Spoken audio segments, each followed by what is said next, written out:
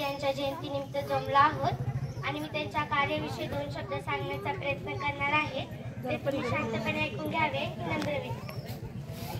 विजय सारखी तलवार चालू न गेला, विजय सारखी तलवार चालू न गेला, निधड्या छातीने हिंदुस्तान हादरवू न गेला. मुठभर मावळांना घेऊन हजारो सेनाशी लढून गेला, मुठभर मावळांना घेऊन हजारो सेनाशी लढून गेला. छत्रपती शिवाजी. पृथ्वी ही शेष नागाच्या मस्तकावर तरलेली नसून ती कष्ट करीत उपेक्षितांच्या तळहातावर तरलेली आहे.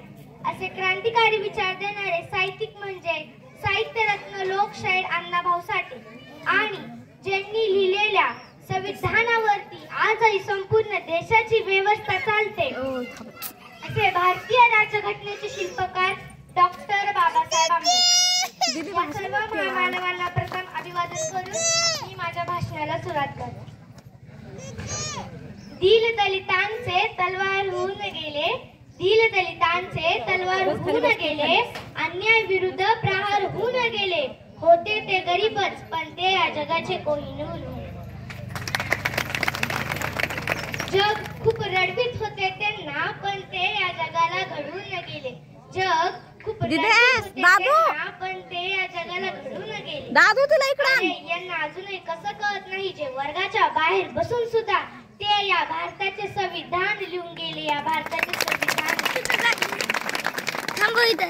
डॉक्टर बाबासाहेब आंबेडकर यांचा जन्म 14 एप्रिल 1891 साली.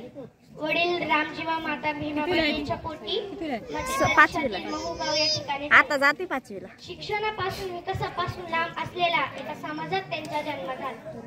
त्यांनी शालेय शिक्षण घेतले म्हणून मानहानी स्वीकारावा लागली पण ते अजिबात खचले नाही. याच संघर्षामध्ये दलितांचा आणि अत्याचार हेच आपल्या जीवनात ते ध्येय ठरवले. त्यांनी आपलं ध्येय साध्य करण्यासाठी बाबासाहेबांनी फार लवकर बाबासाहेबांना वाचण्याचा हा छंद त्यांच्या वडिलांना पण तो वाचण्याचा छंद या भारताच्या संविधानात महत्त्वाचा आस्मंत ठरला. Master of science, doctor of science,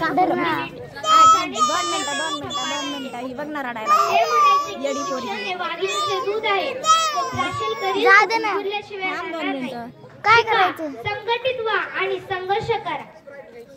मला माणसांच्या सहवासापेक्षा पुस्तकांचा सहवास जास्त आवडतो. बऱ्याच ठिकाणी आज प्रश्नांना पाणवट्यावर पाणी पिण्याचा व पाणी भरण्याचा अधिकार नव्हता. त्यापैकी एक होते महाड. 20 मार्च 1927 रोजी 14 तळ्याचा सत्याग्रह केला आणि अस्पृश्य व दलितांना पिण्यायोग्य पाणी उपलब्ध करून जगावं कसं, अन्यायाविरुद्ध लढावं कसं, संघर्षातून घडावं कसं, शिक्षणातून स्वप्न साकार करावं कसं हे बाबासाहेबांनी स्वतःच्या कृतीतून आपल्यालाच नाही तर संपूर्ण जगाला दाखवून दिले आहे. अनेक वर्ष चातुर्वर्ण्य व्यवस्थेच्या नावाखाली अन्याय सहन करणारे समाज बांधव ज्यांना खायला भाकरी, प्यायला पाणी व चालायला रस्ता सुद्धा मिळणे कठीण होते असे त्यांचे व्यथा जाणून त्यांचे अश्रू पुसण्याचे व त्यांना जगण्याचा अधिकार मिळवून देण्याचे कार्य हे बाबासाहेबांनी केले. मी जाता जाता एवढंच म्हणेन की दौलत मिली किसी को तो वो धनवान बन गया, दौलत मिली किसी को तो वो धनवान बन गया, ताकत मिली किसी को तो वो पहलवान बन गया. मैं खुश नसीब हुई जहाँ में मुझे भीमजी मिल गया और मैं इंसान बन गया. जयंती कमिटीने मला 2 शब्द बोलण्याची संधी दिल्यामुळे मी त्यांचे आभार मानते व माझे भाषण संपवते. जय भीम, जय शिवराय.